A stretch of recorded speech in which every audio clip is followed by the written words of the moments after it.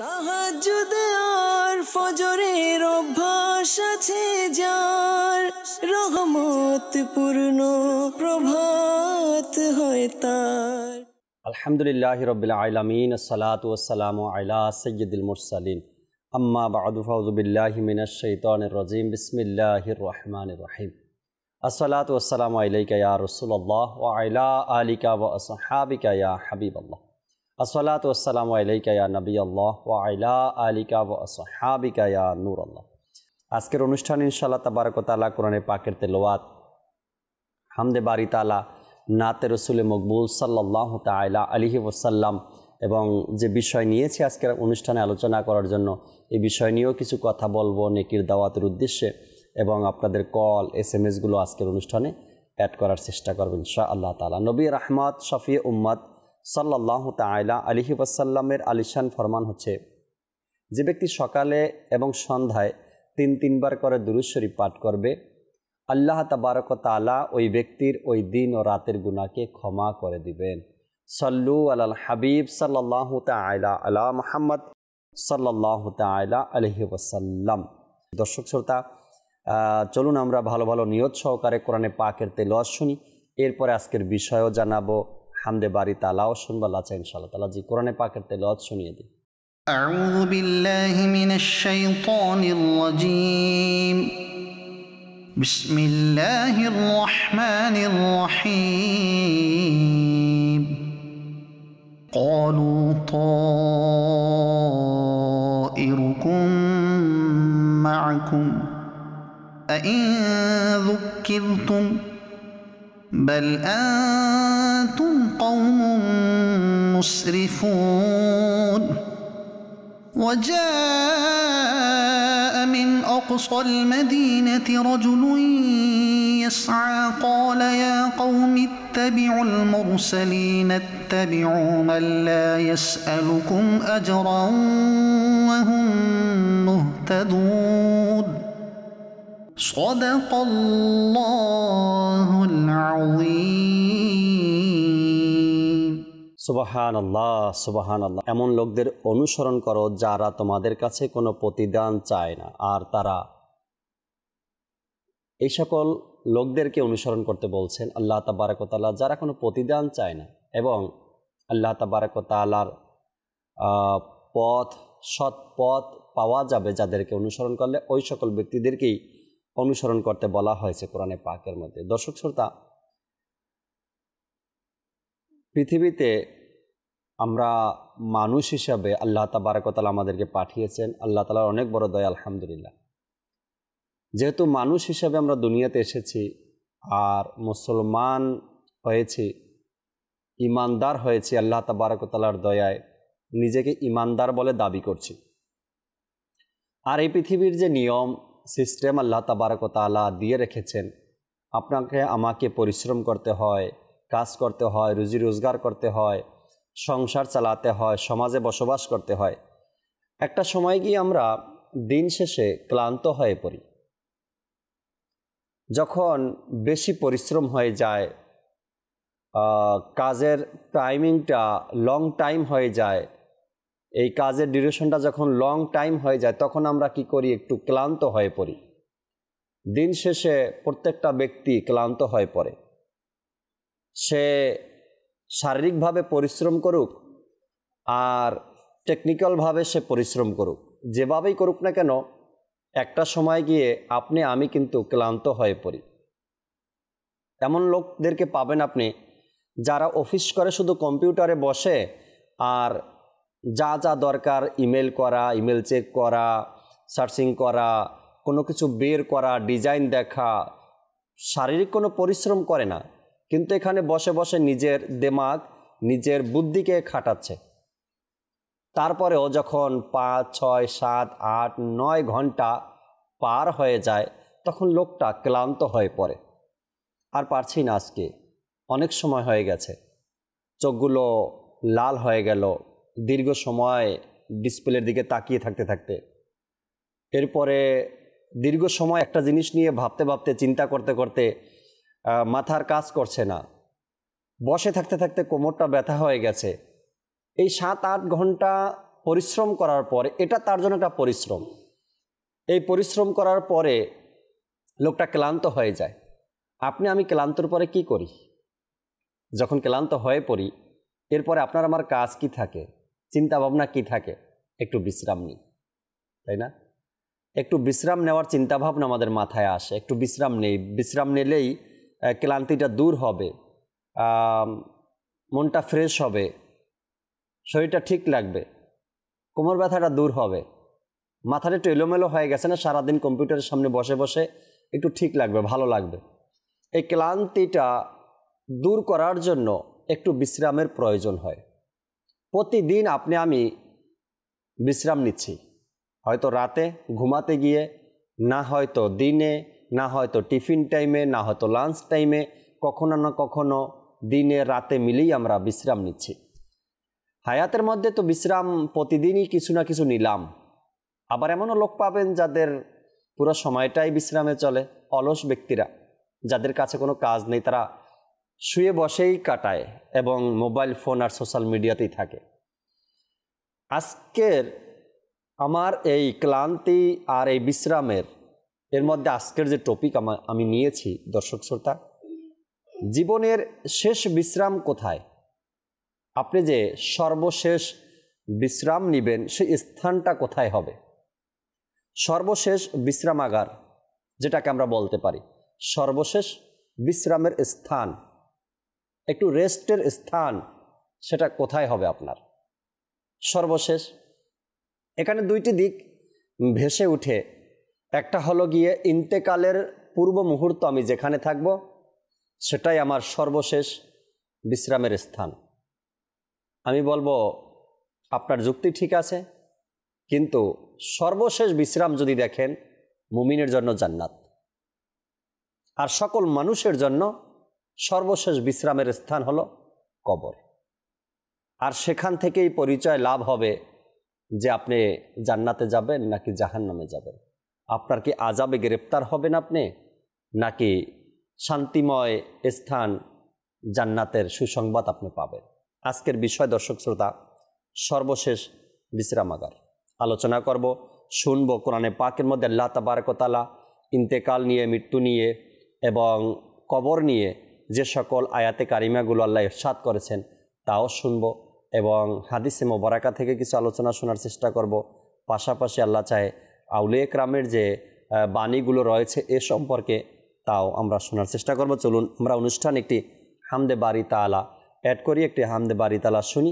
এরপর মোবালিকে দাওয়াত ইসলামী আমাদের সাথে ফজলে রাব্বি ভাই আছেন এবং আমাদের হাসান মাদানী ভাই আছেন, ফজলে রাব্বি মাদানী ভাই এবং হাসান মাদানী ভাই, তাদের থেকে আলোচনা শুনবো আজকের প্রোগ্রামের এই বিষয় নিয়ে ইনশাআল্লাহ তাআলা। জি, হামদে বারি তাআলা শুনিয়ে দিই।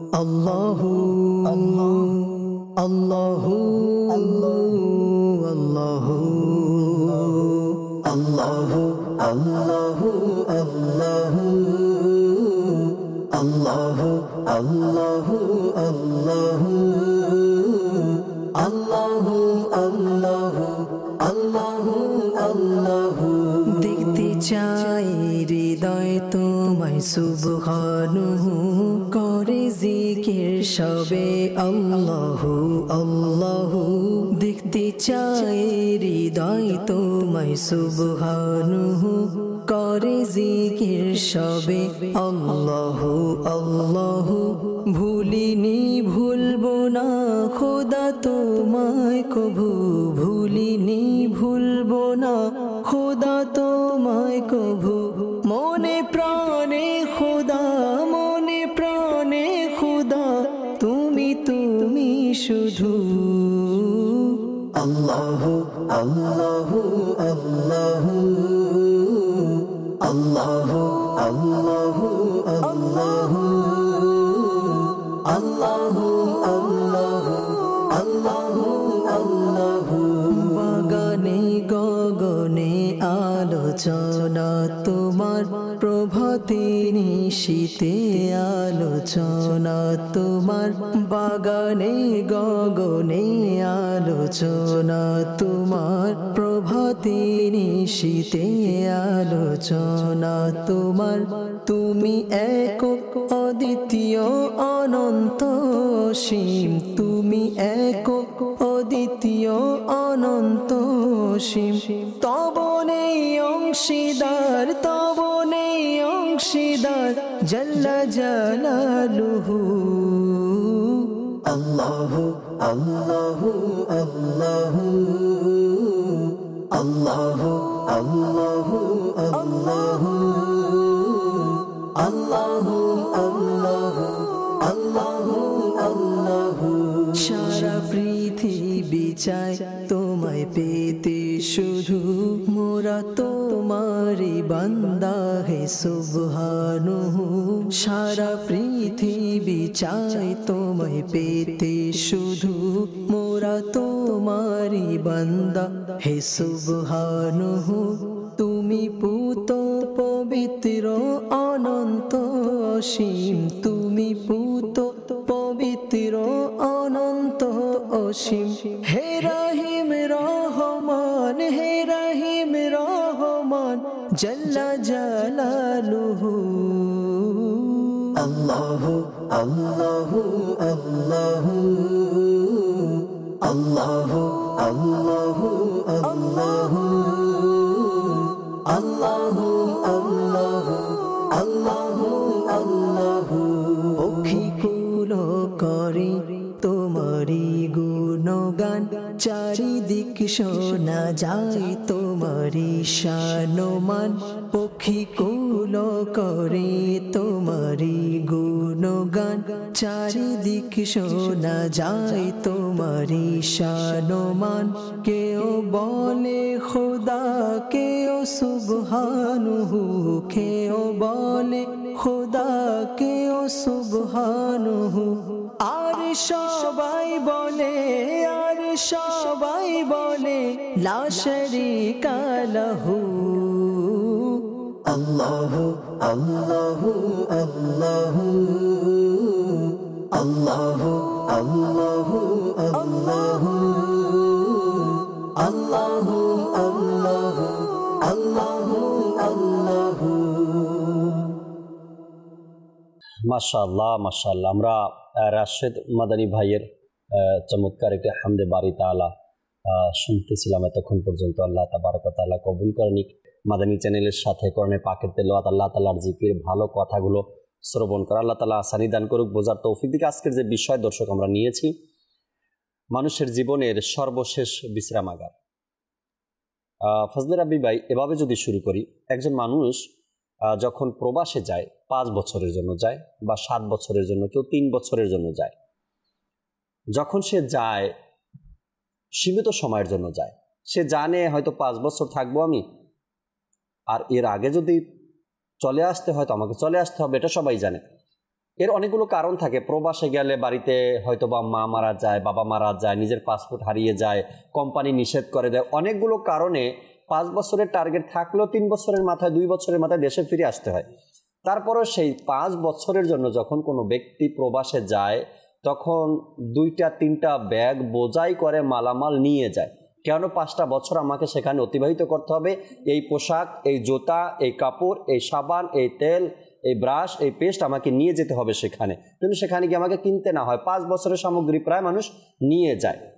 আমি যে সর্বশেষ বিশ্রামাগার আমার যেখানে হবে, অর্থাৎ এর পরে আর আমাকে দুনিয়াতে পাঠানো হবে না এবং আমি এখান থেকে কোনো সম্পদ নিয়ে যেতে পারবো না।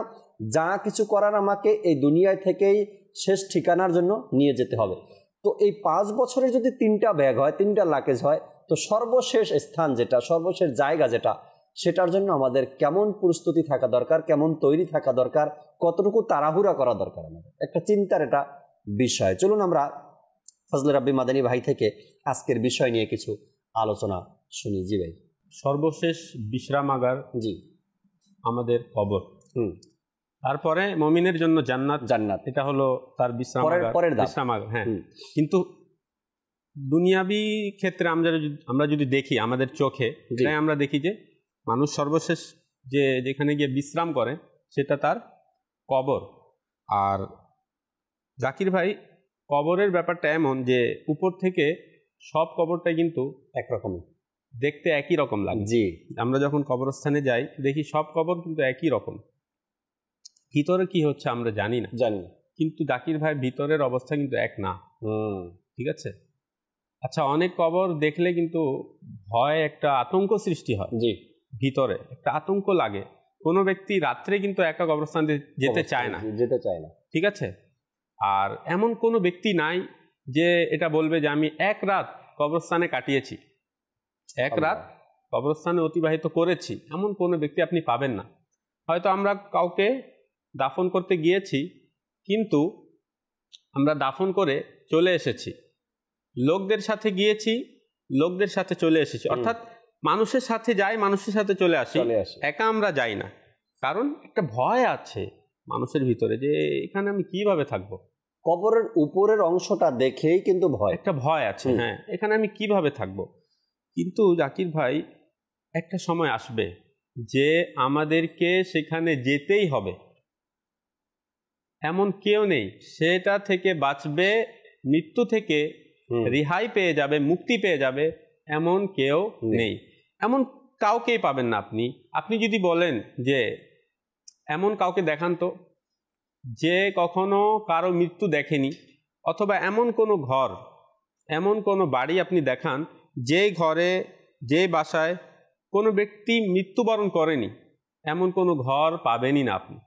সেটা তো ঘরই না। রাইট। যেখানে মানুষ আছে, জি, সেখানে মৃত্যু আছেই। অর্থাৎ জীব যেখানে আছে, মৃত্যু সেখানে আছেই। হয়তো আমার দাদা, হয়তো আমার বাবা, হয়তো আমি নিজে, হয়তো আমার সন্তান। জি। অর্থাৎ প্রত্যেক দিন কারো বাবা, কারো দাদা, কারো সন্তান, কারো স্ত্রী, মৃত্যুর কোনো বয়স নেই। সে একদিনের বাচ্চাও মৃত্যুবরণ করে, আবার 100 বছরের বৃদ্ধ মৃত্যুবরণ করে। তো মৃত্যুর কোনো বয়স নেই। এখন দেখতে হবে যে যেহেতু সর্বশেষ বিশ্রামাগার আমাদের কবর, এটা দেখতে হবে জাকির ভাই যে এই কবরের জন্য আমরা কি করলাম আর কি করছি, আর কি করতে হবে। হযরত উসমান গনি রাদিয়াল্লাহু তাআলা আনহু এর ব্যাপারে এসেছে যে তিনি যখনই কবর দেখতেন তো তিনি খুব কান্না করতেন, কবর দেখেই কান্না করতেন। তো লোকেরা যখন জিজ্ঞাসা করলো যে ইয়া সাইয়্যিদি, অন্যান্য বিষয়ের উপর যখন কথা হয় আখিরাতের, তো আপনি অত কান্না করেন না, কিন্তু আপনি যখনই কবর দেখেন তখনই আপনি কান্না করেন। তো হযরত উসমান গনি রাদিয়াল্লাহু তাআলা আনহু তিনি ইরশাদ করলেন যে এই কবর হচ্ছে আখিরাতের গন্তব্যের মধ্য থেকে প্রথম গন্তব্য, প্রথম ঘাঁটি। এখানে যদি প্রশ্ন উত্তর সে সঠিকভাবে দিতে পারলো, তার আগের যে গন্তব্যগুলো সেগুলো সহজ হয়ে যাবে। রাইট। কিন্তু যে এখানে ফেসে গেল, সে কিন্তু আগেও ফেসে যাবে। অর্থাৎ এইটা হচ্ছে মূল। নবী করিম সাল্লাল্লাহু আলাইহি ওয়াসাল্লামের ইরশাদ হচ্ছে এই কবর সেটা জান্নাতের বাগানের মধ্য থেকে একটি বাগান, অথবা জাহান্নামের গর্ত থেকে একটি গর্ত। অর্থাৎ কবর তো একই। জি। এখানে দেখতে হবে এই কবরের মধ্যে মানুষ কেমন যাচ্ছে। যেমন মানুষ, কবর তার জন্য তেমন ব্যবহারই করবে। ঠিক আছে। যেমন মানুষ তার জন্য কবর তেমন। এখন আমাদেরকে দেখা উচিত আমরা কি করছি। সূরাতুল মুমিনুনের 99 এবং 100 নং আয়াত, জি, আল্লাহ তাআলা ইরশাদ করেন, হাত্তা ইযা জাআ আহাদাহুমুল মাউতু ক্বালা রাব্বিরজিউন। আল্লাহ তাআলা বলেন, এমনকি যখন তাদের মধ্যে কারো নিকট মৃত্যু উপস্থিত হয়, কারো কাছে মৃত্যু আসে, তখন তারা কি বলে, যাদের কাছে মৃত্যু আসে, বলে, হে আমার প্রতিপালক, আমাকে পুনর্বার ফেরত পাঠান। এই মৃত্যু আসলো আর এখন তার চোখ খুললো, আমাকে আরেকবার সুযোগ দিন। মওলা আলী রাদিয়াল্লাহু তাআলা আনহু বলেন যে সকল মানুষ ঘুমিয়ে আছে, যখন মরবে তখন উঠবে। কি কথা, আমরা মনে করি যে আমরা এখন জেগে আছি, মৃত্যুবরণ করলে ঘুমিয়ে যাব। কিন্তু মওলা আলী বলেন না, মানুষ এখন ঘুমিয়ে আছে, এখন ঘুমিয়ে আছে, অলসতার ঘুমিয়ে আছে। যখন মৃত্যু আসবে তখন জেগে যাবে, তখন হুঁশ ফিরবে, তখন হোশ ফিরবে। আর তখনই বলবে, মৃত্যু যখন দেখে নিবে তখন বলবে, আল্লাহ আমাকে একবার সুযোগ দিন, ফেরত পাঠিয়ে দিন। কি করব? লাআল্লি আ'মালু সালিহান ফীমা তারাকতু কাল্লা ইন্নাহা কালিমাতুন ওয়া কাইলুহা ওয়া মিন ওয়ারাইহিম বারযাখুন ইলা ইয়াউমি ইউবআসুন। বলবে তারা, হয়তো আমি তখন কিছু পুণ্য অর্জন করব, অর্থাৎ কিছু ভালো কাজ করব, পিছে যা ছেড়ে এসেছি করতে তো পারিনি, মোলা একবার পাঠিয়ে দিন, হয়তো এবার আমি কিছু নেক আমল করে নিব। তো আল্লাহ বলবেন, নিশ্চয় এটা তো একটা উক্তি মাত্র, এটা তাদের একটা কথা, এটা তাদের একটা বাক্য, তারা বলে দিয়েছে, এবং তাদের সম্মুখে একটা বাধা রয়েছে। বাধাটা কি? মৃত্যু। এই বাধাটা কিন্তু ছিল না যখন তারা জীবিত ছিল। এই বাধাটা ছিল না। এখন আমাদের কাছে কোনো বাধা আছে জাকির ভাই? যা ইচ্ছা তাই ইবাদত করতে পারি, যা ইচ্ছা তাই ইবাদত করতে পারি। আল্লাহ তাআলা আমাদেরকে হুকুম হাকাম দিয়েও দিয়েছেন নবী করিম সাল্লাল্লাহু আলাইহি ওয়াসাল্লামের মাধ্যমে। প্রিয় নবী সাল্লাল্লাহু আলাইহি ওয়াসাল্লাম আমাদেরকে সব ইবাদত, রিয়াজত, আমলের কথা বলেও দিয়েছেন। কি কি করলে তোমার কবরের কি হবে, আযাব দূর হবে, তুমি জান্নাতে যেতে পারবে, জাহান্নাম থেকে মুক্তি পাবে, আল্লাহ তাআলা রাজি হবেন। নবী করিম সাল্লাল্লাহু আলাইহি ওয়াসাল্লাম সব কিছু বলে দিয়েছেন। আর এখন আমাদের কাছে সুযোগ আছে, কিন্তু বাধাটা যখন চলে আসবে, মৃত্যু, সেটা হলো একটা বাধা। মৃত্যু আসার পর এই আমলের দরজা বন্ধ হয়ে যায়। কারণ দুনিয়াটা হচ্ছে আখিরাতের শস্য ক্ষেত্র, অর্থাৎ যেভাবে খেতে আমরা বীজ বপন করি, পরে গিয়ে আমরা ফসল কাটি, তো দুনিয়াতে যদি আখিরাতের বীজ বপন করব, তো আখিরাতে গিয়ে সে ফসলটা আমরা কাটতে পারবো। তো আল্লাহ বলেন যে এটা তো তাদের মুখ থেকে একটা কথা বের হবে, কিন্তু তাদের মাঝে একটা বাধা সৃষ্টি হয়ে যাবে ওই দিন পর্যন্ত যেদিন তাদেরকে পুনরায় উঠানো হবে। অর্থাৎ কিয়ামতের দিন যেদিন তাদেরকে পুনরায় উঠানো হবে, সেদিন পর্যন্ত তাদের মাঝে একটা বাধা চলে আসবে, সেটা হচ্ছে মৃত্যু। আর সে কোনো নেক আমল করতে পারবে না। তো এখন আমরা যারা জীবিত আছি, আমরা চিন্তা করি যে ওই দিন আসার পূর্বে, ওই দিন তো আমরা বলবো আল্লাহ আরেকবার পাঠিয়ে দিন। তো এখন তো আমরা জীবিত আছি, রাইট? আমরা ওই দিনের অপেক্ষা কেন করছি? ওই দিন আসার আগেই আমরা কি হয়ে যাই? প্রস্তুতি নেই, নিজেকে তৈয়ার করি। যা বিগত জীবনে হয়ে গিয়েছে গুনাহ, সেটা থেকে তওবা করেন। আল্লাহ তাআলা তো তওবাকারীকে পছন্দ করেন, আর আল্লাহ তাআলা তো সুযোগ দেন। এটা আল্লাহ তাআলার দয়া। দেখেন, কোরআনে পাকে আগে থেকে বলে দেয়া, আর প্রিয় নবী সাল্লাল্লাহু আলাইহি ওয়াসাল্লামের আগে থেকে জানিয়ে দেয়া, এবং কবরের প্রশ্নগুলো আগে থেকে জানিয়ে দেয়া, রাইট? এটা কি, কোন কোন প্রশ্ন হবে, কোন কোন প্রশ্ন হবে, আর তার উত্তর কি। পরীক্ষা যখন আমরা দুনিয়াতে দেই, আগে থেকে প্রশ্ন দেওয়া হয় না, প্রশ্ন এটাই হয় না। কিন্তু আমরা মনে করি যে যদি একবার প্রশ্ন পেয়ে যেতাম না, তাহলে কিন্তু সেটার সঠিক উত্তর দিতে পারতাম। কিন্তু এমন হয় না। আমি পরীক্ষা হলে যখন যাই, তখন আমরা দেখি এই প্রশ্ন চলে আসলো, আমরা তো পড়ে আসছি আরেকটা, মানে কমন আসেনি। কিন্তু এখানে দেখেন, কবরের পরীক্ষা, 3টা প্রশ্ন, নবী করিম সাল্লাল্লাহু আলাইহি ওয়াসাল্লাম প্রশ্নগুলো বলে দিয়েছেন, তার উত্তর কি হবে তাও বলে দিয়েছেন, আর পুরোটা জীবন দিয়ে দিয়েছেন যে এই পুরো জীবনে এই কবরের এই প্রশ্ন উত্তরের প্রস্তুতি। 60-70 বছর হায়াতের মধ্যে 3টা প্রশ্নের উত্তর মুখস্থ করতে পারলেও এভাবেও তো আসছে হাদিসে পাকের মধ্যে, যদিও আপনি 1000 বার মুখস্থ করেন এই 3টা প্রশ্নের উত্তর, যদি গুনাহ নিয়ে কবরে যান, তবে সেখানে উত্তর জানা সত্ত্বেও আপনি উত্তর দিতে পারবেন না। এটাই বলা হয়েছে। জানা আছে উত্তর, কিন্তু গুনাহ নিয়ে কবরে গেছে বান্দা, সে উত্তর দিতে পারবে না। আল্লাহ। তো জাকির ভাই, মানুষ যখন মারা যায়, তো ফেরেশতারা বলে এই ব্যক্তিটা আগে কি নিয়ে এসেছে, কারণ তারা হিসাব করবে তার আমলের, তার সারা জীবনের যে কর্ম, এগুলো হিসাব করবে। তো ফেরেশতারা বলে যে এই ব্যক্তিটা আগে কি নিয়ে এসেছে, কিন্তু তার আত্মীয় স্বজনরা বলে সে পিছে কি ছেড়ে গিয়েছে। দেখেন, আমাদের এই দুনিয়া, আমরা তো দুনিয়া এখনো চিনতে পারি নাই। দুনিয়াটা কি? দুনিয়া হলো ধোঁকা। আপনার আত্মীয় স্বজন আপনাকে কবরে নামিয়ে আবার চলে আসছে, আর তারা কি চিন্তা ভাবনা করছে? কি রেখে গেল, বাবা আমার জন্য কি রেখে গেল। আর ভাই বোনদের মাঝে কি হয়? এই সম্পদ নিয়ে ঝগড়া হয়। বাবা মারা গিয়েছে, বাবার কোনো শোক নেই, জাকির ভাই। বাবা মারা গিয়েছে, এমনও দেখা গিয়েছে বাবার লাশ রাখা আছে আর সন্তানরা এই নিয়ে ঝগড়া করছে যে এইটা আমার, এইটা আমার। আল্লাহ, কেমন দুনিয়া! আপনার কোনো চিন্তা নেই, আমরা যদি মরে যাব আমাদের চিন্তা কেউ করবে না, যেহেতু আত্মীয় স্বজন অথবা সম্পর্ক আছে, এই জন্য কি করবে, কাফন দাফন করে ওই কবরে নামিয়ে চলে আসবে। কিন্তু কয়দিন? বলা হয় যে মানুষ যতক্ষণ চোখের সামনে থাকে মানুষ চিন্তা করে, কিন্তু আড়াল হয়ে গেলে মানুষ ভুলে যায়, এটা স্বাভাবিক। কিছু মানুষ মনে করত আমরা অনেক গুরুত্বপূর্ণ, যখন তারা মরল তখন তারা বুঝলো এটা আমাদের ভুল ধারণা ছিল, আমরা অনেক গুরুত্বপূর্ণ। কারণ আমরা যখন ছিলাম না তখনও দুনিয়া চলছিল, ভালোই চলছিল। যখন আমরা আছি দুনিয়া চলছে, আমরা আছি এই জন্য মনে করছি আমি অনেক গুরুত্বপূর্ণ। কাল যখন চলে যাব তখনও দেখবেন দুনিয়াটা ওভাবেই চলবে, যেভাবে আপনি ছিলেন চলতো, আপনি ছিলেন না তখনও চলতো, এখনো আপনি নেই, মারা গিয়েছেন এখনো আপনি নেই, এখনো দুনিয়া চলছে। দেখেন না বড় বড় বাদশাহ, ফিরআউন, কারুন, হামান, তারা কি মনে করতো? ফিরআউন তো নাউযুবিল্লাহ নিজেকে খোদা দাবিও করলো, এত তার কাছে মানে পাওয়ার চলে এসেছিল, আর ধন সম্পদের এমন আধিক্য হয়ে গিয়েছিল, বাদশাহী তার কাছে চলে এসেছিল, সে নিজেকে খোদা দাবি করলো আর এটা মনে করতো যে আমি কখনো মরবই না। যখন মারা গেল এখন এমন হয়ে গিয়েছে মনে হয় কখনো ছিলই না।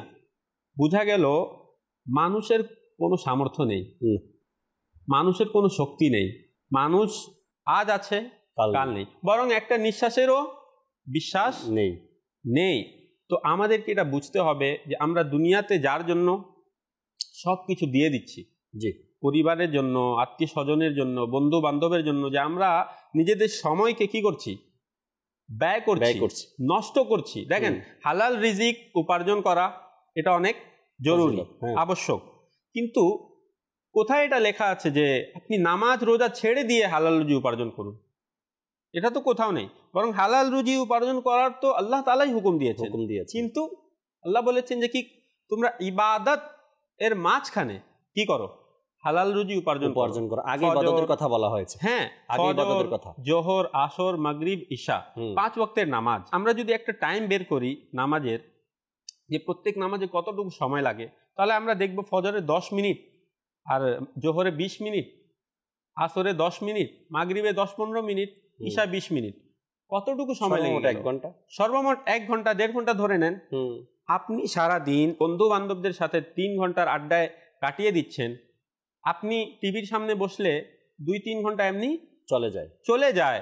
তা আপনি যদি এইগুলো সময় বের করেন, আরেকদিকে যদি আপনি আপনার ইবাদতের অবস্থা দেখেন, দেখবেন ইবাদতের ক্ষেত্রে আপনি জিরো, আর দুনিয়াবি কাজ কর্মে আপনার সব টাইম যাচ্ছে, আপনার সব টাইম অতিবাহিত হচ্ছে।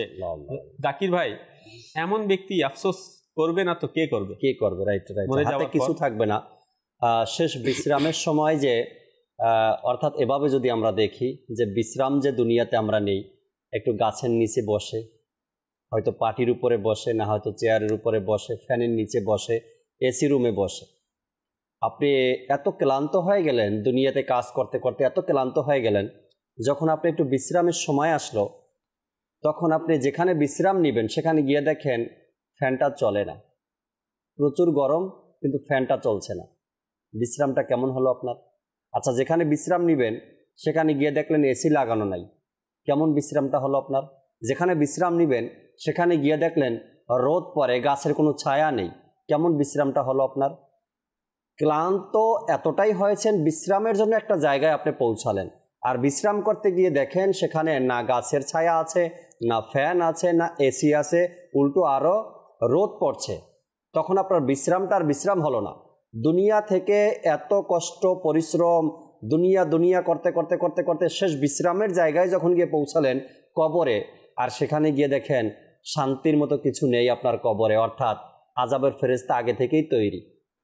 তো আপনি দুনিয়া থেকে যে এত পরিশ্রম করে গেলেন, এত কষ্ট করে গেলেন, দুনিয়া করে একটু ইবাদতও করতে পারলেন না, শেষ বিশ্রামের সময় গিয়ে কিছুই পেলেন না, আপনি না শান্তির জায়গা পেলেন, না জান্নাতের একটা স্থান পেলেন, কোনো কিছু পেলেন না আপনি। সেই কবরের মধ্যে আযাব আবার আপনার শুরু হয়ে গেল। ফজলুর রাব্বি ভাই যে বিষয়গুলো তুলে ধরলেন, চমৎকার একটা পয়েন্ট ছিল এর মধ্যে। যখন আপনি আমি দুনিয়া থেকে চলে যাব, আমার আত্মীয় স্বজন বলবে আমাদের জন্য কি রেখে গেছে, আর ফেরেশতারা বলবে সে কবরে কি নিয়ে এসেছে। দুইটাই যেন ভিন্ন। সারাটা জীবন তাদের পিছনে ব্যয় করার পরেও আপনি ইন্তেকালের পর সাথে সাথে তাদের কাছে একটাই শব্দ, রেখে গেল কি, মানে চলে তো গেল কি রেখে গেল। আপনার কোনো চিন্তা নেই, আমি যে চলে গেলাম, আমি কি নিয়ে গেলাম, আমি কেমন আছি সেখানে, নতুন একটা জায়গাতে, কবরে কেউ নেই, সেখানে অন্ধকার কবর, আমার জন্য কোনো ফিকির চিন্তা তাদের কাছে নেই। তাদের চিন্তা একটাই, লোকটা তো চলে গেল, বাবা তো চলে গেল, ভাই তো চলে গেল, সন্তান তো চলে গেল, কিন্তু আমাদের জন্য কি রেখে গেল, এখন আমরা কি দিয়ে চলবো, কি দিয়ে চালাবো, সেই তো ছিল আমাদের, এখন সে চলে গেল, কি রেখে গেল। আর ওখানে ফেরেশতারা বলতেছে সে আসছে দুনিয়া থেকে, কি নিয়ে আসে, তা সে যে নিয়ে আসছে, এমন কি নিয়ে আসছে যার উছিলাতে আমরা তাকে কবরে শান্তি দিব। আল্লাহু আকবার। জাকির ভাই, একদিকে সন্তান, বলা হয় যে মৃত ব্যক্তির বিবেক এটা ঠিক থাকে, শরীর অপাস হয়ে যায় বা নড়াচড়া বন্ধ হয়ে যায়, সে কিছু করতে পারছে না, কিন্তু তার বিবেক কাজ করে। একটা জীবিত মানুষ যেভাবে বুঝতে পারে, দেখতে পারে, বিবেক ঠিক থাকে, অনুভব করতে একজন পারে। মৃত ব্যক্তিরও সেম থাকে। জি। তো সে যখন এই অবস্থাটা দেখে তাদের পরিবারের, এখানে একটা আফসোস। জি। দুনিয়া ছেড়েছে, এটা একটা আফসোস। ধন সম্পদ, যে ধন সম্পদ মায়া মহব্বত করেছে, কখনো আল্লাহর রাস্তায় সে ব্যয় করে নাই, ওই ধন সম্পদটা মানে কিছুক্ষণের মধ্যেই তার থেকে কি হলো, আলাদা হয়ে গেল, শেষ হয়ে গেল। এটার একটা আলাদা আফসোস। জি। সে যখন কবরে যাচ্ছে, অন্ধকার কবর, একা, দেখবে যে আমার ছেলে, আমার বন্ধু, আমার ভাই, আমার আত্মীয় স্বজন সবাই আমাকে এখানে রেখে এখন যাচ্ছে, বরং মৃত ব্যক্তি ওই যারা যায় তাদের পায়ের আওয়াজও শুনতে পায়।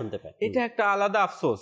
অর্থাৎ অনেকগুলো আফসোস এই মৃত্যু যন্ত্রণা তখন তার কাছে থাকে। আর এদিকে দুনিয়ার মানুষ তাদের ব্যাপারে কোনো চিন্তাই করে না। আমরা কেন এই দুনিয়ার ধোকাতে পড়ে থাকবো, বরং এখন থেকে আমরা আমাদের আখিরাতের কি করি, প্রস্তুতি নেই। মানে আপনি যে সম্পদ রেখে যাবেন ওই হবে, আপনি কি করেন, এখন থেকে আপনি প্রত্যেক দিন কিছু না কিছু আল্লাহর রাস্তায় কি করেন, সদকা করতে থাকেন, এটা জমা হতে থাকে। সুবহানাল্লাহি ওয়া বিহামদিহি।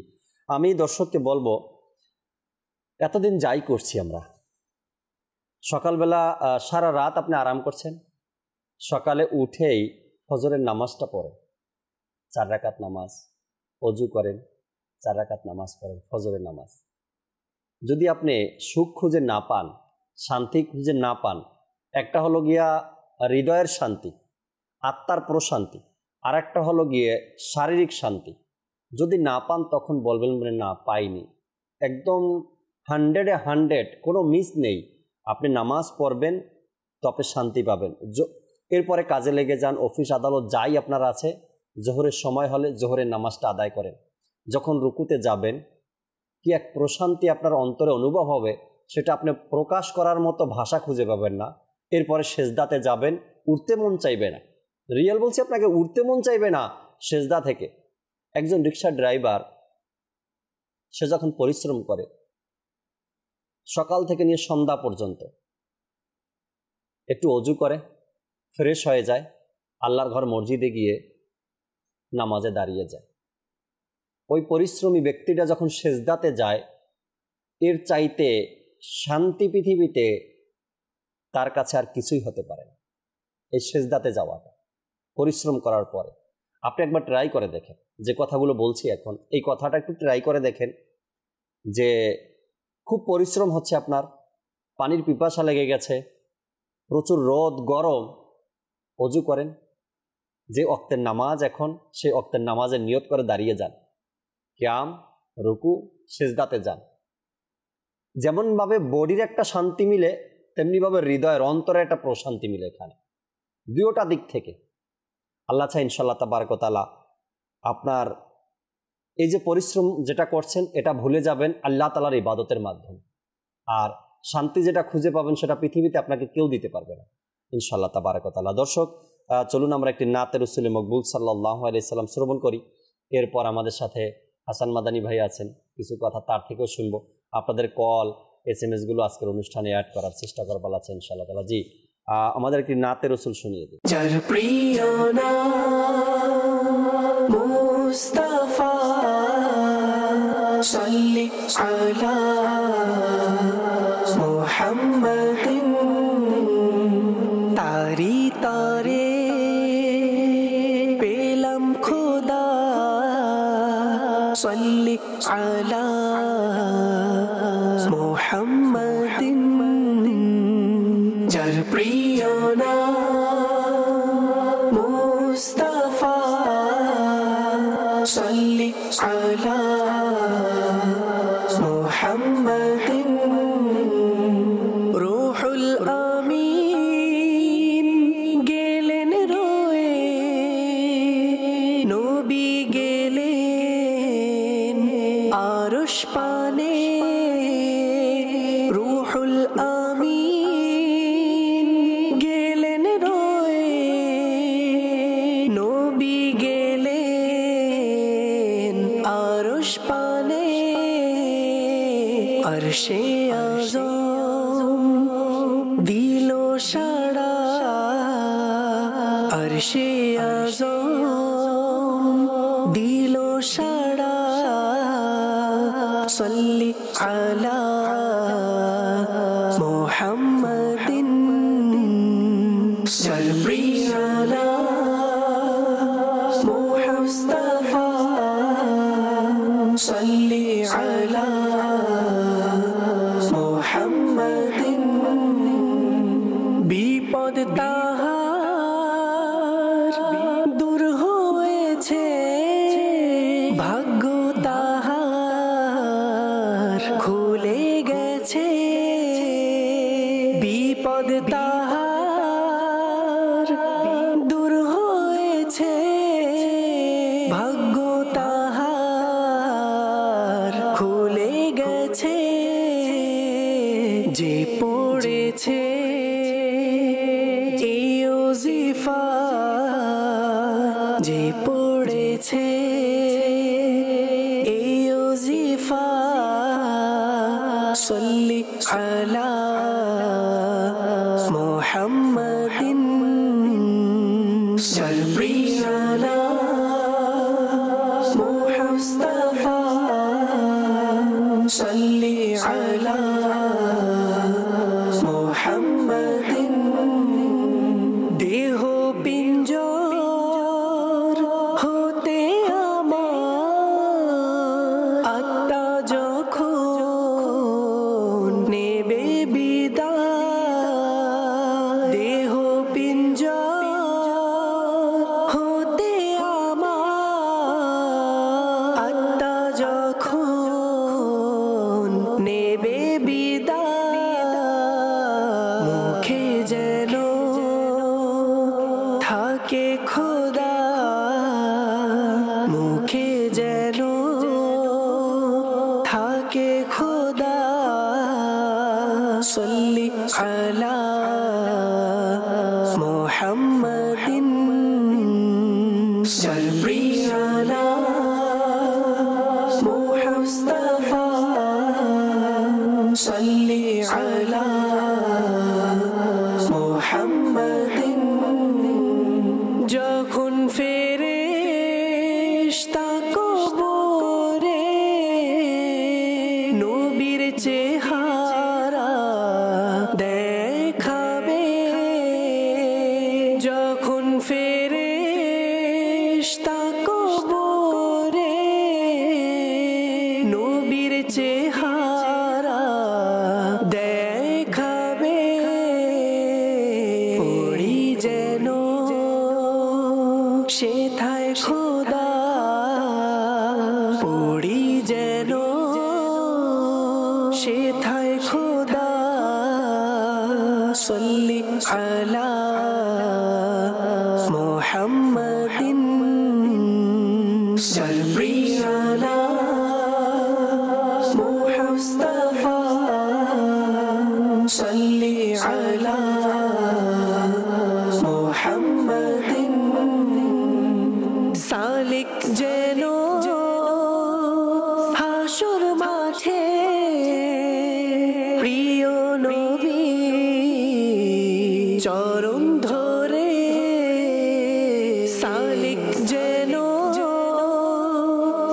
হাসর মাঠে প্রিয় নবী চরণ ধরে বলে যেন সেথায় খোদা, বলে যেন সেথায় খোদা সাল্লি আলা মুহাম্মাদিন সাল্লি আলা মুস্তাফা সাল্লি আলা মুহাম্মাদিন। সুবহানাল্লাহ সুবহানাল্লাহ। আমাদের ইমরান মাদানী ভাইয়ের স্টুডিও কালাম একটি চমৎকার একটি কালাম পড়েছেন তিনি। হয়তো আপনিও বারবার শুনতে থাকেন এই কালামটা। চমৎকার এক কালাম আশিকে রসুলের জন্য। আল্লাহ তাবারক ওয়া তাআলা নবী পাক সাল্লাল্লাহু আলাইহি সাল্লামের মহব্বত ভালোবাসা আমাদের অন্তরে দান করুক। নাতে রসুল শুনতে শুনতে যেন আমাদের অন্তরের মধ্যে আরও ইশকে রসুল যেন বাড়তে থাকে। আল্লাহ তাআলা সে তৌফিক আমাদেরকে দান করুক। দর্শকের কিছু কল আমরা শুনবো ইনশাআল্লাহ তাআলা। এরপরে হাসান ভাইয়ের কাছে আসবো আলোচনা শুনতে। জি, দর্শকের কল শুনিয়ে দিই। মোহাম্মদ মামুনুর রশিদ, আমি আপনাদের এই চ্যানেলে একজন নিয়মিত দর্শক। মহান আল্লাহ তাআলা এমন এক চ্যানেল আপনাদের মাধ্যমে চালু করে দিয়েছে যেখানে শুধু আল্লাহ আল্লাহ রাসূলের সুন্নাত সাজিয়ে তোলেন, যেটা আমাদের হৃদয়কে স্পর্শ করে এবং তাদের ক্ষেত্রে মানুষকে ভাবিত করে। দোয়া করি এটা যেন কিয়ামত পর্যন্ত আল্লাহ রাব্বুল আলামিন জারি রাখে। আল্লাহ, চমৎকার অভিমত আপনি দিয়েছেন, সুন্দর কথা আপনি বলেছেন, মাশাআল্লাহ। আপনারা আছেন তো আমরাও আছি। আপনারা অনুষ্ঠান দেখছেন, প্রোগ্রাম দেখছেন, মাদানী চ্যানেল দেখছেন, আপনাদের ফিডব্যাকগুলো আমরা পাচ্ছি, তো আমরাও আপনাদের সাথে আছি। মিলেমিশে সবাই ইনশাআল্লাহ তাআলা এই মাদানী চ্যানেলের কাজ করি। এতে করে আপনার এবং আমার দেশের জন্যই ভালো। মোহাম্মদ মেহেদী, আপনাদের চ্যানেল মাশাআল্লাহ অনেক ভালো লাগে আমার। আমি দেখি, আমার ফ্যামিলির দিকটা দেখার উৎসাহ করি, আর আমার জন্য একটু দোয়া করবেন। মাশাআল্লাহ, দোয়া করি আপনার জন্য। ভালো থাকেন, সুস্থ থাকেন, সবসময় পরিবারের সাথে থাকেন। আল্লাহ কবুল করুক। মাদানী চ্যানেলের সাথেই থাকবেন আশা রাখি। পরবর্তী কল দেন। চিটং থেকে বলতেছিলাম। আমি সবসময় মাদানী চ্যানেল দেখি এবং আমার সন্তান, স্ত্রী, মা বাপ সবাইকে আমি মাদানী চ্যানেল দেখার জন্য উৎসাহ করি, এবং এরকম যদি আরো কিছু বক্তব্য আমরা শুনতে পারি আমি খুব নিজেকে ধন্য মনে করব। মাশাআল্লাহ, মাদানী চ্যানেলই আমাদের এখন শেষ সম্বল হয়ে দাঁড়িয়েছে। সত্যি কথা এটাই। আমার সন্তানকে আমি কোথায় পাঠাবো, কার কাছে পাঠাবো, কে আমার সন্তানকে ভালো কথা শোনাবে? যেখানে পাঠাই, যেখানে পাঠাবো, যেখানে যাবে সেখান থেকেই আমার সন্তান মনে হয় না ভালো কিছু শিখে আসতে পারবে। একমাত্র এটাই সম্বল মাদানী চ্যানেল, আমার সন্তানকে, আমার পরিবারকে সুন্দর করার। উদাহরণস্বরূপ আমার সন্তানকে আমি পাঠালাম কোনো মাদ্রাসাতে ইলমে দিন, ধর্মীয় জ্ঞান শেখার জন্য। কি জানি আমার সন্তান সেখান থেকে বদ আকীদা শিখে আসছে কিনা। কোথাও পাঠালাম আমার সন্তানকে জ্ঞান অর্জন করার জন্য, কি জানি সেখান থেকে আমার সন্তান কোনটা শিখে আসছে, উল্টাপাল্টা কথা, বন্ধু বান্ধব। একমাত্র সম্বল আমার সব পরিবারের জন্য মাদানী চ্যানেল। আল্লাহ তাআলা কবুল করেন। পরবর্তী কল দেন। কিশোরগঞ্জ পাকুন দেখতে বলছি। আমার নাম রসুল মিয়া। আমি মাদানী চ্যানেলটা দেখি তো সারাদিনে, খুব ভালো লাগে। আমরা পরিবার সহ দেখি, ভালো লাগে। আমরা লাগে তো দোয়া করবেন। মাশাআল্লাহ, আল্লাহ তাআলা ভালো রাখুক আপনাকে, দোয়া করি আপনার জন্য। পরবর্তী কল দেন। বাগমারা, রাজশাহী, মোহাম্মদ ইমতাজ আলী। আপনাদের চ্যানেলটা দেখছি, আমার চ্যানেলটা খুব ভালো লাগে। আপনাদের অনুষ্ঠানটা ভালো লাগে, আলোচনাটা খুব ভালো লাগে। নবী রাসূল সম্পর্কে খুব ভালো ভালো আলোচনা, হাদিস সম্পর্কে আলোচনা আমি শুনি, এগুলো আমার খুব ভালো লাগে। মাশাআল্লাহ, রাজশাহী বাগমারা থেকে আপনি আমাদেরকে কল করেছেন। আল্লাহ তাআলা ভালো রাখুক, সুস্থ রাখুক। হাসান ভাই, আজকের বিষয় সর্বশেষ বিশ্রামাগার, অর্থাৎ সর্বশেষ বিশ্রামের জায়গা যেটা, আরামের জায়গা যেটা, কারোর জন্য আরাম আর কারোর জন্য সেটা ব্যারাম। ব্যারাম বুঝেন হাসান ভাই? মানে যেখানে কোনো আরাম নেই সেখানেই হয় ব্যারাম, তাই না? তো এই সর্বশেষ বিশ্রামাগার, এটা সহজ ভাষায় যদি বলি, সেটা সর্বশেষ আরামের জায়গা। আর যদি সেখানে আরাম না পাই তো সেখানে আমার জন্য ব্যারাম। আর সেটা কেন? আমার কর্মের কারণে, তাই না? কর্ম যদি আমি ভালো নিয়ে যেতে পারি দুনিয়া থেকে, তবে আশা করা যায় সেখানে আরামটাও ভালো হবে। কর্ম যদি ভালো না হয় তবে সেখানে আরাম নেই, শাস্তি আর শাস্তি। কিছু যদি মাদানী ফুল দিতেন এই ব্যাপারে, আজকের অনুষ্ঠানের ব্যাপারে। বিসমিল্লাহির রহমানির রহিম। মাশাআল্লাহ, জাকির ভাই অনেক চমৎকার আলোচনা চলছে। ফজলে আপি ভাই অনেক সুন্দর সুন্দর মাদানী ফুল আমাদেরকে দিয়েছেন। দেখুন জাকির ভাই, দুনিয়াটা হচ্ছে ধোঁকা। জি। এই ধোঁকার মধ্যে পড়ে মানুষরা অনেক কিছু করে, ঠিক আছে না? তো তার যে সর্বপ্রথম যে ধাপ, মৃত্যুর পর যে কবর, এই কবর নিয়ে তিনারা উদাসীন। হজরতে সৈয়দুনা আবুল হাজ্জাজ শুমালি রাদিয়াল্লাহু তাআলা আনহু থেকে বর্ণিত, নবী করিম রউফুর রাহিম হুজুরপুর নূর সাল্লাল্লাহু তাআলা আলাইহি ওয়া আলিহি ওয়াসাল্লাম ইরশাদ করেন, যখন মৃত ব্যক্তিকে কবরে শায়িত করা হয় তখন কবর তাকে উদ্দেশ্য করে বলে, হে মানুষ, তোমার ধ্বংস হোক। তুমি কেন আমাকে ভুলে গিয়েছিলে? তোমার কি এতটুকু জানা ছিল না যে আমি ফিতনার ঘর, অতি অন্ধকারের ঘর? তারপরেও তুমি দুনিয়াতে কবর নিয়ে উদাসীন ছিলে। কবর সম্পর্কে তুমি সচেতন ছিলে না। যদি সে মৃত ব্যক্তি নেককার বান্দা হয়, তখন এক গায়েবী আওয়াজ কবরকে উদ্দেশ্য করে বলবে, হে কবর, তোমার মধ্যে শায়িত ব্যক্তি যদি সৎ কাজের আদেশ দেয় এবং মন্দ কাজ থেকে নিষেধ করে, তখন তুমি কিরূপ আচরণ করবে? তখন উত্তরে কবর বলে, যদি তাই হয়, অর্থাৎ ওই ব্যক্তি যদি সৎ কাজে আদেশ দেয় এবং অসৎ কাজ থেকে নিষেধ করে, মন্দ কাজ থেকে নিষেধ করে, তবে আমি তার জন্য মনোমুগ্ধকর বাগান হিসাবে পরিণত হব। অতঃপর সে ব্যক্তির শরীর নূরের শরীরে পরিণত হয়ে যায় এবং তার রূহ আল্লাহ তাআলার দরবারে দিকে উড়ে চলে। দেখুন জাকির ভাই, কবরের অহংকারের মধ্যে এটাও রয়েছে যে কবর তাকে ধিক্কার করে বলবে, তোমার ধ্বংস হোক। মন্দ কাজ থেকে যদি নিষেধকারী হয়, তখন কবর তার জন্য মনোমুগ্ধকর বাগান হিসাবে পরিণত হবে। দেখুন, সৎ কাজের মধ্যে আদেশ দেওয়া এবং মন্দ কাজ থেকে নিষেধ করা, তাও থেকে আমরা উদাসীন, ঠিক আছে না? তো নামাজ, আমরা নামাজ থেকে উদাসীন, নামাজ পড়ি না। নামাজ, ওয়াক্তি নামাজ তো আমাদের জন্য ফরজ করা হয়েছে, এই ফরজ কাজ থেকে আমরা উদাসীন। হাদিস শরীফের মধ্যে রয়েছে যে দুনিয়াতে পিতামাতা তোমার জন্য জান্নাত, তোমার জন্য জাহান্নাম।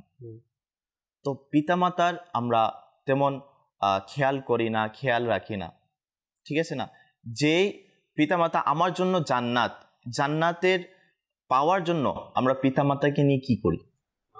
মারা যায় এবং যখন তাকে কবরের দিকে নিয়ে যাওয়া হয়, তো তিনটা জিনিস তার সাথে যায়। কয়টা? তিনটি। একটা হলো তার আত্মীয় স্বজন, একটা হলো তার ধন সম্পদ, আচ্ছা, আর একটা হলো তার আমল। বলা হয় তিনটা জিনিস তার সাথে যায় ঠিকই, কিন্তু দুইটা জিনিস ফিরে চলে আসে, একটা জিনিস তার সাথে থাকে। আর ওই একটা জিনিস কি? আমল। একটা জিনিস তার সাথে থেকে যায়, সবগুলা চলে আসে, তার সম্পদ চলে আসে, তার আত্মীয় স্বজন চলে আসে। বলা হয় আমল তো গেল, এখন আমল ভালো হয়, খারাপও হয়। অর্থাৎ যেই ব্যক্তি যে আমল করেছে ওই আমলটা তার সাথে গেল। তো আল্লামা বদরুদ্দিন আইনি রহমতুল্লাহি তাআলা আলাইহি তিনি বলেন যে ওই মৃত ব্যক্তি যদি সালেহ নেককার হয়, তাহলে তার যে আমলগুলো, যেহেতু সে নেককার ব্যক্তি, তার আমলগুলো নেক হবে। তার আমল একটা সুন্দর চেহারা বিশিষ্ট, সুন্দর আকৃতিতে, সুন্দর এবং উত্তম পোশাক পরিধান করে, খুশবু সুগন্ধি মাখিয়ে ওই ব্যক্তির কাছে আসে কবরের মধ্যে, এবং তাকে বলে, তুমি এই সুসংবাদ শুনে নাও, আল্লাহ তোমার কবরের বিষয়গুলো সহজ করে দিয়েছেন। মৃত ব্যক্তির একটা শান্তি অনুভব হবে। তো ওই মৃত ব্যক্তি জিজ্ঞাসা করবে যে তুমি কে? যখন তাকে দেখবে, তুমি কে? সে বলবে, আমি তোমার নেক আমল। তো আরেকটি হাদিসে রয়েছে, নবী করিম সাল্লাল্লাহু আলাইহি ওয়াসাল্লাম ইরশাদ করেন, আর কাফিরের ব্যাপারে বললেন যে তার নিকট একজন এমন ব্যক্তি আসবে যে বলবে আমি তোমার খাবিস অর্থাৎ খারাপ আমল, অর্থাৎ নেককার ব্যক্তির কাছে নেক ব্যক্তি আসবে আমলের আমল কিন্তু একজন ব্যক্তির আকৃতিতে আসবে, আর কাফিরের নিকট আসবে খারাপ আমল। আচ্ছা, নবী করিম সাল্লাল্লাহু আলাইহি ওয়াসাল্লাম ইরশাদ করলেন, ওই সত্তার শপথ যার কুদরতি হাতে আমার প্রাণ। যখন মৃত ব্যক্তিকে কবরে রাখা হয় তখন সে যারা ফিরে যায় তাকে মাটি দিয়ে তাদের পায়ের আওয়াজও শুনে, আর যদি সে মুমিন হয় তো তার মাথার দিক থেকে যাকাত, তার ডান দিক দিয়ে রোজা, বাম দিক দিয়ে অন্যান্য নেক আমল, এগুলা কি হয়, এই যেমন অন্যান্য নেক আমল যেমন মানুষের সাথে উত্তম আচরণ করা, সালাম দেওয়া, হুসনে আখলাক, এগুলো চলে আসে। তো দেখেন সে বান্দা এখন কবরে শায়িত আছে, তার মাথার দিক দিয়ে তার যাকাত চলে আসছে, তার ডান দিক দিয়ে তার রোজা চলে আসছে, বাম দিক দিয়ে তার অন্যান্য নামাজ চলে আসছে, অন্যান্য নেক আমল চলে আসছে। অর্থাৎ একটা মানুষকে দুনিয়াতে যত ভালো কাজ করা উচিত আর সে করেছিল সব কিছু তার কবরে চলে আসছে। এখন কি হয়, যখন তার মাথার দিক দিয়ে আযাব আসে তখন নামাজ বলে এখানে তোমার জন্য কোনো পথ নেই। কাকে বলে? আযাবকে নামাজ বলে। তারপরে ডান দিক দিয়ে যখন আসে তখন যাকাত বলে এই দিক দিয়েও তোমার কোনো পথ নেই। তারপরে বাম দিক দিয়ে যখন আসে রোজা বলে এদিক দিয়েও তোমার জন্য কোনো পথ নেই, এখান থেকে তোমাকে আসতে দিব না। যখন পায়ের দিক দিয়ে আসে তখন অন্যান্য যে নেকি করেছিল সে নেকিগুলো এবং হুসনে আখলাক এগুলো বলে যে এই দিক দিয়েও তোমার জন্য কোনো পথ নেই। অর্থাৎ জাকির ভাই বোঝা গেল আপনি যে নেক আমল করেছেন এটাই কিন্তু আপনাকে কবরে রক্ষা করছে কিন্তু আযাব থেকে। আযাব কিন্তু চলে এসেছিল, কিন্তু এই জিনিসগুলো কি করছে, এদিক দিয়ে তুমি আসতে পারবে না, আমরা আছি। অর্থাৎ মৃত ব্যক্তিকে কি করছে, প্রোটেক্ট করছে, আমরা আছি। তারপর মৃত ব্যক্তিকে উঠানো হয়। কারা উঠায়? ফেরেশতারা বসিয়ে দেয়। বসানোর পর সে মনে করে যে এখন মনে হয় সূর্য এখন ডুবে যাবে, আচ্ছা হ্যাঁ সূর্য অস্ত হবে, তো সে এমন মনে করবে সূর্য অস্ত হয়ে যাবে, আমি তো নামাজ পড়ি না আসরের, যেহেতু দুনিয়াতে নামাজ পড়তো আর সূর্য অস্তর আগে আগে আসরের নামাজ পড়তে হয়। তো সে যখন উঠবে কবরে, ফেরেশতারা যখন তাকে উঠাবে তো সে দেখবে হ্যাঁ আসরের সময় তো মনে হয় শেষ হয়ে যাবে, সূর্য অস্ত, নামাজের রক্ত নিয়ে চিন্তায় আছে, হ্যাঁ নামাজের রক্ত নিয়ে চিন্তায় আছে। তাকে বলা হবে আমরা যা প্রশ্ন করব তুমি আমাদেরকে উত্তর দিবে। সে বলবে আগে আমাকে নামাজ পড়তে দাও। তাকে আবার বলবে একটু পরে পড়ে নাও, আগে আমাদের প্রশ্নের উত্তর দাও। তো সে বলবে ঠিক আছে জিজ্ঞাসা করো, প্রশ্ন করো, কি প্রশ্ন করবে। দেখেন কনফিডেন্স, কারণ কি নেক আমল করে গিয়েছে, কারণ গুনাহগার ব্যক্তি তো ফেরেশতাদেরকে দেখেই ভয় পেয়ে যাবে, যেহেতু সে নেক আমল করে গিয়েছিল এই জন্য কনফিডেন্স কি, হ্যাঁ ঠিক আছে জিজ্ঞাসা করো, প্রশ্ন করো। তো তারা প্রশ্ন করবে। এই দুইটা প্রশ্ন আছে মান রব্বুকা মা দীনুকা, কিন্তু বুখারী শরীফের মধ্যে যেহেতু তৃতীয় প্রশ্নটা আছে যে নবী করিম সাল্লাল্লাহু আলাইহি সাল্লামকে দেখিয়ে এটা প্রশ্ন করা হবে যে এই ব্যক্তির ব্যাপারে তুমি কি ধারণা রাখতে, কি বলতে দুনিয়াতে ইনার ব্যাপারে। তো ওই মৃত ব্যক্তি বলে তিনি হচ্ছেন আল্লাহ তাআলার রাসূল, যিনি আমাদের কাছে রব তাআলার নিদর্শন এবং পেগাম নিয়ে এসেছিলেন। সে এখন নিজের নবীকে চিনতে পারছে। তো আমরা তার সত্যায়ন করলাম, তার তাসদিক করলাম।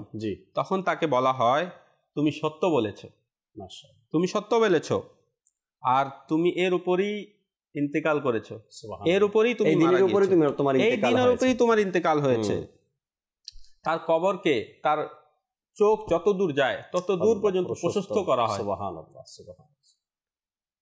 তারপর হুকুম হয় আল্লাহ তাআলার পক্ষ থেকে জাহান্নামের দরজা খুলো। জাহান্নামের দরজা কেন খুলো? সুতরাং জাহান্নামের দরজা খুলে দেওয়া হয় আর তাকে বলা হয় যদি তুমি এই প্রশ্নগুলোর উত্তর না দিতে তাহলে এটা তোমার ঠিকানা হতো। কিন্তু তুমি যেহেতু কি করেছো, উত্তর দিয়ে দিয়েছো, আল্লাহ তাআলার হুকুম হবে এখন জান্নাতের দরজা খুলে দাও।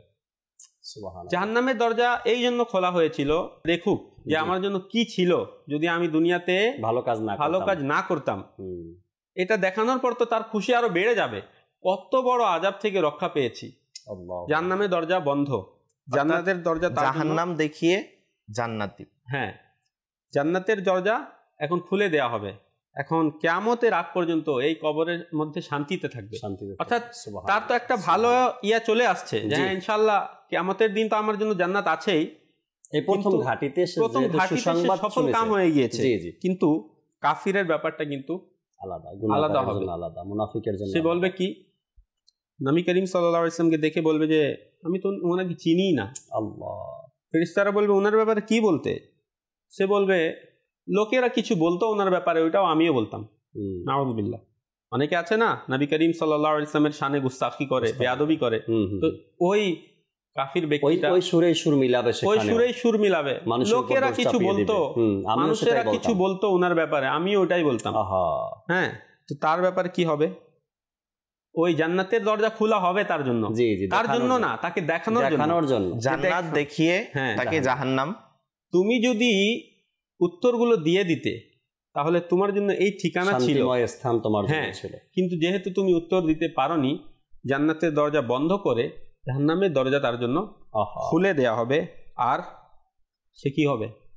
জাহান্নামের এই কিয়ামতের আগ পর্যন্ত এই জাহান্নামের এই মানে গরম তাপ শাস্তি সে ভোগ করতে থাকবে। আর তারপরে কিয়ামতের দিন যখন উঠবে সেটার তো হিসাব নিকাশ তো হবেই। দেখেন জাকির ভাই, দুইজনের ব্যাপারে আমরা শুনলাম, একদিকে মুমিন আর একদিকে মুনাফিক। ঠিক আছে, তো আমাদের আজ সময় আছে জাকির ভাই, যেহেতু কবরে একাই থাকতে হবে, আমরা দুনিয়াতে যদি একা একটা রুমে থাকতে হয়, অন্ধকার রুমে, সেই রুমে এসিও থাকবে, সবকিছু থাকবে, আমরা থাকবো না, কারণ আমরা একা থাকার অভ্যাস আমাদের নেই। দেখেন জাকির ভাই, সাথেই থাকি। জি জি জি ফজল হাবিব ভাই, দেখুন কুল্লু নাফসিন যায়িকাতুল মউত কুরআন শরীফের মধ্যে এসেছে। জি, প্রত্যেক প্রাণীকে মৃত্যুর স্বাদ গ্রহণ করতেই হবে।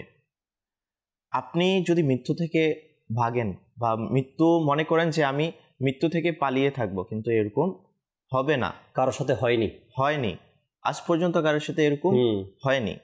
নিজের পরিবার থেকে দেখুন, আজ বাবা নেই, মা নেই, সন্তান নেই, পিতার আগে সন্তান চলে গেছে, সন্তানের আগে পিতা চলে গেছে। তারপরে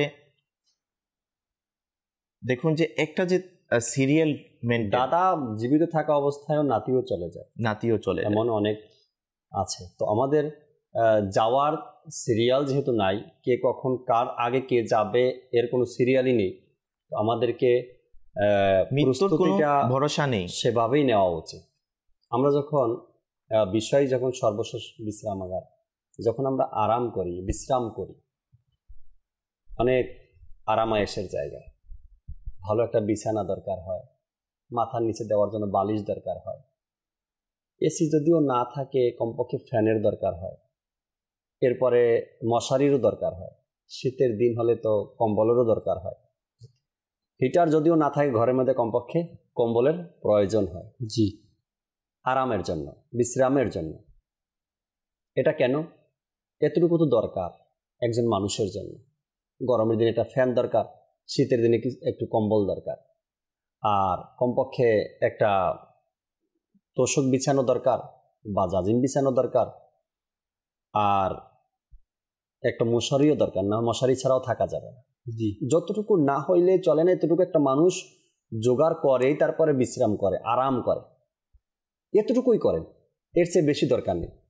আমি যতটুকু বললাম না এতক্ষণে, যেটার পরিচয় দিলাম, একটা শর্ট বিছানা, একটা শক্ত হলো বালিশ, আর ছিঁড়া হলো একটা মশারি। এসি দরকার নেই, সেই 90 দশকের একটা ফ্যান, যেটা না হলেই নয়, ঠক ঠক ঠক ঠক আওয়াজ করে যে ফ্যানটা চলে, এই ফ্যানটার এটারই ম্যানেজ করে নেন। এর চাইতে বেশি দরকার নেই আপনার। এসির রুমের দরকার নেই, নরম বিছানার দরকার নেই, এরপর শিমুল তুলার বালিশেরও দরকার নেই। শক্ত একটা বালিশ আর কোনো মতে শর্টকাট একটা বিছানা, আর সেই 90 দশকের একটা ফ্যান, যে ফ্যানটা এখন আওয়াজ দেয়, এমন একটা, এতটুকু বিশ্রামের জন্য এতটুকু নিয়ে নেন। এটা দুনিয়ার জন্য বলছি না, এটা আখিরাতের জন্য বলছি। হ্যাঁ, আখেরাতের এতটুকুই নিয়ে নেন, শুধু এতটুকু যদি পেয়ে যাই ফজল রাব্বি ভাই, এতটুকু যদি পেয়ে যাই, সেই 90 দশকের যে ফ্যান আছে না এখনো খটখট করে চলে, এতটুকু যদি হয়ে যায় না কবরের মধ্যে, তাও তো শুকরিয়া, পেয়েছে কিছু। এছাড়া যাওয়ার দরকার নেই। হাদিসে পাকের মধ্যে আসছে না কি, মুসলমান না, কোরআনে পাকের মধ্যে আসছে, মুসলমান না হয় মৃত্যুবরণ করিও না। এটাই বলতে চাই আমি, যখন মরতেই হবে আমাকে, আমি যখন মারাই যাব, তো কমপক্ষে সেই 90 দশকের ফ্যান যেন পাই। একটা উদাহরণ দিচ্ছি আমি, ওখানে তো ফ্যানের সিস্টেম নেই। যদি আপনাকে আপনার উপর দয়াই হয়, নেক আমল করে যেতেই পারেন, তবে কেন 90 দশকের ফ্যান, এসির মতন ঠান্ডা হাওয়া আপনি পাবেন। এজন্য উদাহরণ দিচ্ছি। এতটুকু আশা তো করি কবরে যাওয়ার পরে যে আল্লাহ এমন কিছু যেন করে যেতে পারি, সেখানে গিয়ে কমপক্ষে এতটুকু যেন পাই আমি, আমার একটু যেন আরামের ব্যবস্থা হয়, বিশ্রামের ব্যবস্থা হয়। এটা ছাড়া যদি যান, তবে এটা ছাড়া গেলে প্রায় সময় আমরা একটা নিউজ দেখি, দাবানলের নিউজ, হয়তো আপনিও দেখেছেন, হাসান ভাইও দেখেছেন, দর্শক আমার চেয়ে বেশি দেখেছেন। দাবানল আগুন ধাউ ধাউ করে জ্বলছে, কোনো পানিতে কোনো কিছুতে বন্ধ হচ্ছে না। যে কোনো পৃথিবীর একটা দেশের মধ্যে আগুন জ্বলছে, অবস্থাটা কেমন। একটা ভাইয়ের নিউজ দেখলাম, সোশ্যাল মিডিয়ার ভিডিও দেখলাম, সিলেটের পানি উঠে গেছে। ও বলে আমার ঘরের মধ্যে 8 মাসের একটা বাচ্চা আছে, পানি উঠে গেছে ঘরের মধ্যে, এই পর্যন্ত পানি, আর এই পর্যন্ত পানির মধ্যে দাঁড়িয়ে সে ভিডিও করছে। সত্য মিথ্যাটা পরের কথা, আমি একটা উদাহরণ দিচ্ছি। এই পর্যন্ত পানির মধ্যে দাঁড়িয়ে ও ভিডিও করছে আর বলতেছে যে আর পানি কবে যাবে আমার ঘর থেকে, আমার 8 মাসের একটা বাচ্চা আছে ঘরে, আমি আর পারতেছি না, কোথায় যাব, কিভাবে থাকবো। একটু কষ্ট, একটু পরিশ্রম, এতে আমরা ঘাবড়িয়ে গেলাম। যখন দাবানল দেখি আমরা, আগুন দেখি আমরা, তখন ভয় পেয়ে যাই। অনেক যুবককে বলতে শোনা যায় কোরবানি দিতে আমি দেখতে পারি না, কেন যখন কোরবানি দেওয়া হয় তখন আমি দুর্বল হয়ে পড়ি, অজ্ঞান হয়ে যায় কিছু মানুষ রক্ত দেখলে। হ্যাঁ, কিন্তু সেই কবরের আযাবগুলো কীভাবে সহ্য করবে?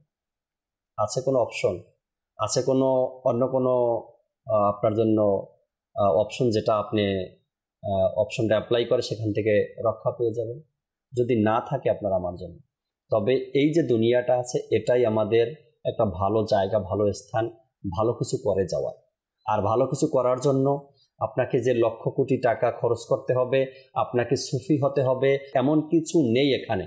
বাস আপনার পাশের মানুষটা যেভাবে চলতেছে হকভাবে আপনি সেভাবে চলেন, 5 ওয়াক্ত নামাজের সময় 5 ওয়াক্ত নামাজ পড়েন, হালাল খাওয়ার চেষ্টা করেন, আর ধোঁকা দেওয়া থেকে, মিথ্যা থেকে, গীবত থেকে নিজেকে বাঁচিয়ে রাখেন, বাস হয়ে গেল। একদম সহজ কাজ। হ্যাঁ, মনে করে অনেকে কঠিন এই জিনিসটারে, ফজল রাব্বি অনেকে কঠিন মনে করে। অনেক আমল এমন আছে জাকির ভাই যেটার ব্যাপারে বলা হয়েছে যে কবরে আযাব হবে না, এমন কি পোকামাকড় তাকে খাবে না। আল্লাহ, এমন দেখেন জাকির ভাই, মানুষের আসল হলো মাটি, ঠিক আছে? মানুষ যখন মারা যায়, যদিও আউলিয়া ইকরামের বডি, আউলিয়া ইকরামের দেহ মুবারক, শরীর, এগুলো সালামত থাকে, সহি সালামত থাকে, নিরাপদ থাকে। আমরা এমনও দেখেছি যে অনেক বছর পর যখন কবর খোলা হলো, তখন দেখা গেল যে কাফন পর্যন্ত ময়লা হয়নি। আর আম্বিয়া ইকরামের ব্যাপারে তো বলা হয়েছে যে আল্লাহ তাআলা জমিনের উপর হারাম করে দিয়েছেন, জমিনকে হারাম করেছেন, নবীগণের শরীরকে খাওয়া, এটা জমিনের জন্য হারাম। ফানাবিয়ুল্লাহি হাইয়ুন ইউরযাক, আল্লাহর নবীগণ জীবিত, আল্লাহ তাআলা রিজিকও দিয়ে থাকেন তাদেরকে। তো নবীগণ তো জীবিত, কবরের মধ্যে জীবিত, নিজের দুনিয়াবি জীবনের মতোই জীবিত, ঠিক আছে? এমন তো প্রত্যেক মানুষই সেখানে গিয়ে তার শরীরে রূহ ফিরিয়ে দেয়া হয়, সে সব কিছু বুঝে। কিন্তু নবীগণের হায়াতটা দুনিয়াবি হায়াতের মতোই, মৃত্যু শুধু কিছুক্ষণের জন্য এসেছে। আল্লাহ তাআলার ওয়াদা যে কুল্লু নাফসিন যায়কাতুল মাউত, প্রত্যেক প্রাণীকে মৃত্যুর স্বাদ গ্রহণ করতে হবে। তো আম্বিয়া ইকরামও স্বাদটা গ্রহণ করেছেন। কিন্তু কবরে গিয়ে মুসা আলাইহিস সালামকে নবী করিম সাল্লাল্লাহু আলাইহি ওয়াসাল্লাম দেখেছেন কবরের মধ্যে নামাজ আদায় করছেন, এবং অনেক আউলিয়া ইকরামও এমন আছেন যারা কবরের মধ্যে কোরআনের তেলাওয়াত করতেন। তো বলার উদ্দেশ্য হচ্ছে যে আমলের কারণেই কিন্তু দেখেন আউলিয়া ইকরামগণ এই মর্যাদা পেয়েছেন যে কবরের মধ্যে শরীর সালামত। আর কিছু আমলের কথা বলা হয়েছে এমন যে আমলগুলো করলে কবরে সে যখন যাবে মাটি খাবে না। তার মধ্যে একটি আছে সূরাতুল মুলক শরীফের তেলাওয়াত। সুবহানাল্লাহ, সুবহানাল্লাহ। সূরাতুল মুলক শরীফের তেলাওয়াত যে প্রতি রাতে করে, তার কবরে আযাব হয় না। আর মুফতি আহমদ ইয়ার খান রহমতুল্লাহ আলাইহি বলেন যে কবরের মাটি তার দেহকে খেতে পারবে না। এই সূরাতুল মুলকের তিলাওয়াত। তো প্রত্যেক রাত্রে আমরা কি করি, আমরা একটা রুটিন বানাই এখন থেকে, প্রত্যেক রাত্রে ঘুমানোর পূর্বে হোক, ঈশার সময় হোক, মাগরিবের পরে হোক, ঠিক আছে, তো আমরা কি করি, রাত্রে সূরাতুল মুলক পড়ে নেই, 5 মিনিটও লাগে না জাকির ভাই। অর্থাৎ আমরা যে আজকে কথা বলছি এখানে, আমরা এমন আমলের কথা বলছি যে আমল করতে অনেক কষ্ট হয় না। না, আমরা নামাজের কথা বললাম, 5 ওয়াক্তে নামাজ, বেশি সময় লাগে না। আমরা যদি সূরা মুলক দেখি, বেশি সময় লাগে না। আর বলা হয়েছে যে দরুদ শরীফ বেশি বেশি বেশি পড়ে, অধিক হারে যে পড়ে, বলা হচ্ছে তার কবরেও আযাব হবে না, এবং শরীর মাটি তার শরীর খেতে পারবে না। তো দরুদ শরীফ পড়তে থাকি আমরা। আমরা কত সময় পাই, আমরা রাস্তায় হাঁটাচলা করি তখন পড়ি, আমরা যখন বসে আছি আমরা তখন পড়ি, আমরা যখন ঘুমাতে যাব 100 বার দরুদ শরীফ আগে পড়ে নেই, তখন ঘুমাই। আমরা যখন নামাজ পড়তে যাই আর নামাজ পড়ে যখন ফিরে আসি তখন আমরা পড়ি। এভাবে যদি আমরা পড়তে থাকি আমাদের অনেকবার দরুদ শরীফ এমনি হয়ে যাবে।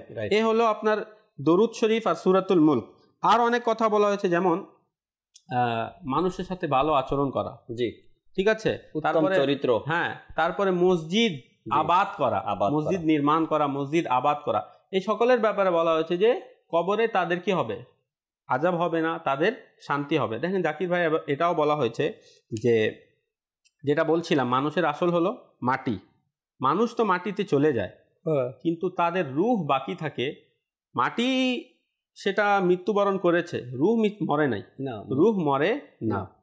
তো যারা নেক থাকে তাদের রূহটা পবিত্র জায়গায় রাখা হয়, আর যারা বদ থাকে, যারা খারাপ থাকে, তাদের রূহটা অপবিত্র জায়গায় রাখা হয়, বন্দি অবস্থায় রাখা হয়। আচ্ছা, এটাও বলে দেই, অনেকে বলে যে এই ঘরে একজন আত্মহত্যা করেছিল, তার আত্মা নাকি ঘুরছে এখানে। এমন কোনো কথা নেই, কিছুই নেই।